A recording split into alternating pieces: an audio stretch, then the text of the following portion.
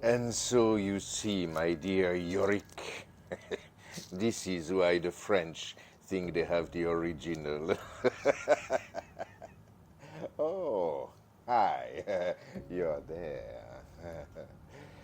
Sorry, as you may know, it is the summer break in the Mystery Museum, and I am working with a skeleton crew. Well, since you're here, I would like, if I may, to take you on a strange journey.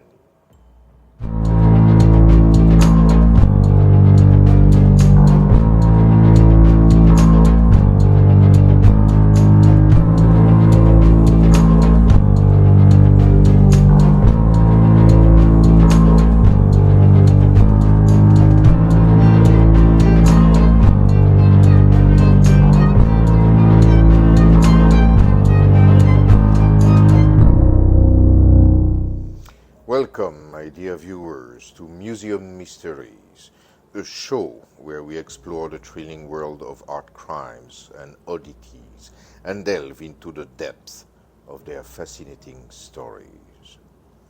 I am the curator of this little crazy museum of mysteries, your host. Since the beginning of history, when our ancestors were painting mammoths inside their caves, art has been a way to convey messages to the viewers. Some painters were really obvious in their opinions, political, anti-consumerism, or simply poking fun at the persons they were portraying. But some others were more sneaky about it and have hidden their messages like Easter eggs to be discovered only by a happy few who know what they are looking for. Here are 10 examples of these hidden messages in famous paintings and their explanation.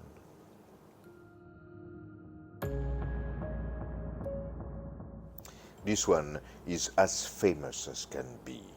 We all have in mind the image of God touching the finger of Adam to give him the sparkle of life.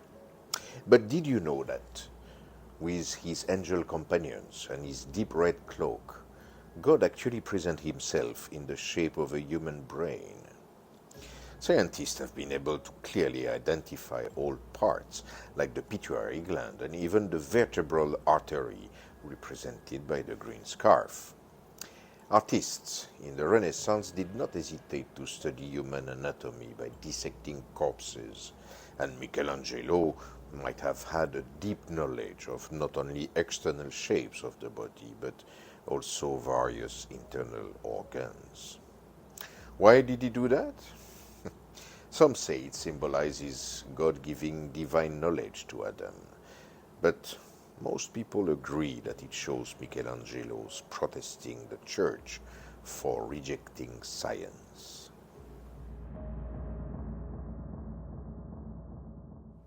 Because, yes, Michelangelo was not exactly a fan of the church, especially of the Pope Julius II.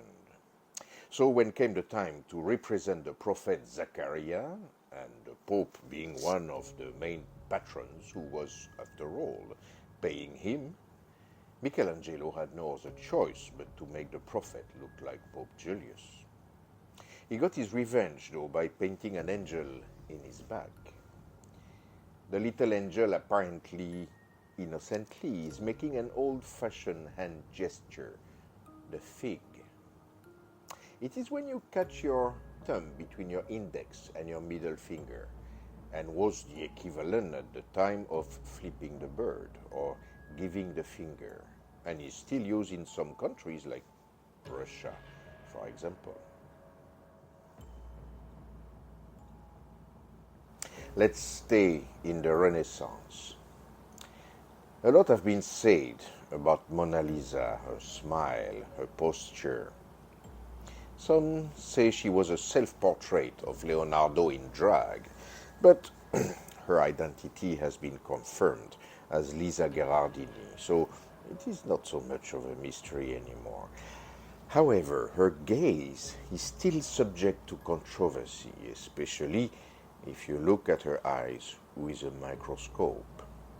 You will find in her right eye minuscule letters, an L and a V.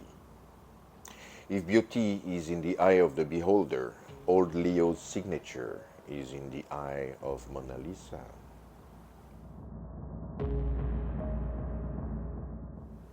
And since we are talking about good old Leo, did you know the hands of the apostles and the bread rolls on the table actually form notes on a music sheet in Leonardo's Last Supper? They are apparently written from right to left, just like he was writing all his secrets. Italian musician Giovanni Maria Palla discovered this and tried to play the note. And yes, it sounds like a kind of religious hymn.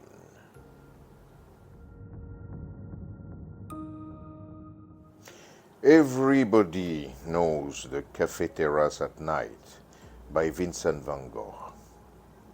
But something that may be surprising is that, well, this may actually be Van Gogh's version of The Last Supper.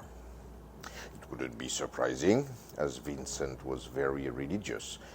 His father was even a minister. Count the number of people sitting at the terrace.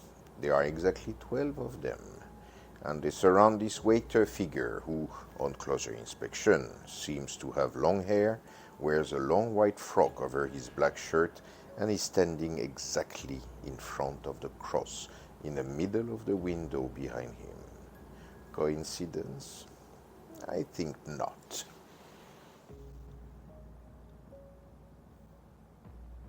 This could be a classic portrait of two dignitaries. Jean de Dinteville, on the left, was on his second diplomatic mission from France to England, and his friend, Georges de Selve, was the Bishop of Lavore. But what is this enormous beige blob lying at their feet? Well, if you look the painting at the right angle, it becomes clear Holbein drew an anamorphic skull in all its gore and glory. We are not sure why, but the hidden cross in the corner and the math book on the table, opened at the division page, seem to allude to the separation of England from the Catholic Church by the King Henry VIII.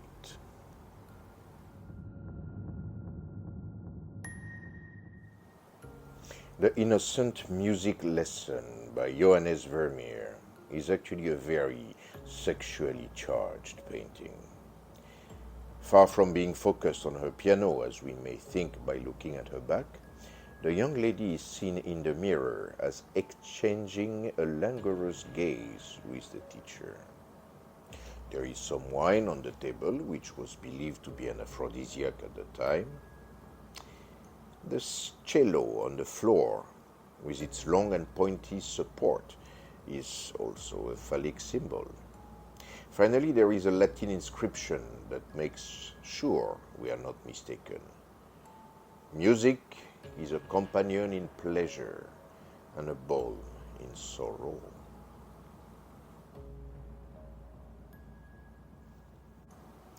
Caravaggio depicted the moment when Jesus Christ, having resuscitated, reveals himself to his disciples, Luke and Cleopas. But how can they be sure it is really Jesus?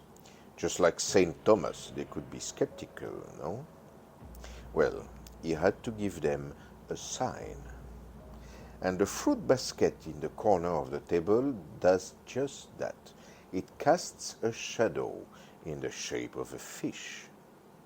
That is the Ichthys emblem, or Jesus fish, that we see nowadays on many Christian souvenirs, t-shirt and bumper stickers. It reminds the two disciples that Jesus once magically fed an entire crowd with only a few fish. It was difficult for them to doubt after that. I think they were sure without the shadow of a doubt.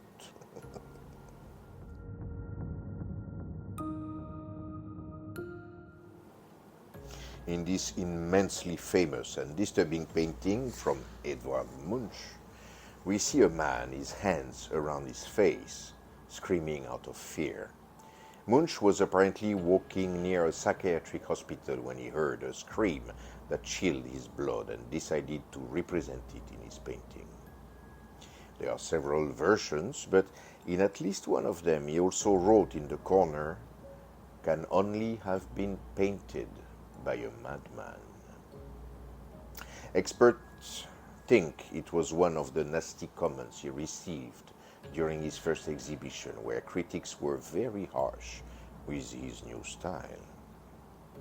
It is true, though, that he had a long history of mental illness, and he once wrote, "For as long as I can remember, I have suffered from a deep feeling of anxiety, which I have tried to express in my heart."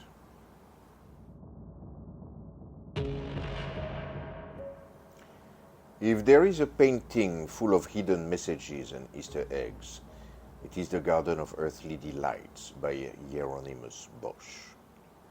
Come on, the whole thing looks like a medieval version of Where's Weirdo.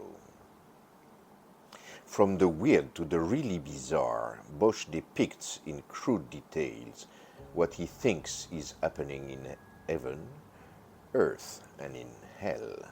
This monumental triptych took him 20 years to complete.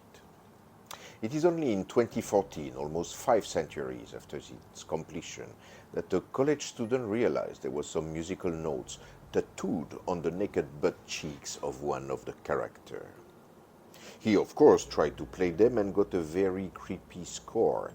It is the ideal soundtrack for this nightmare-fueled masterwork.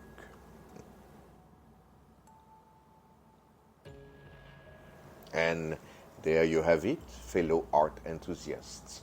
A journey through the hidden messages woven into the fabric of famous paintings. As we bid adieu to this enlightening countdown, remember that the world of art is a tapestry of mysteries waiting to be explored. Until our next unveiling of secrets, keep your eyes keen and your curiosity aflame. Till next time, good night.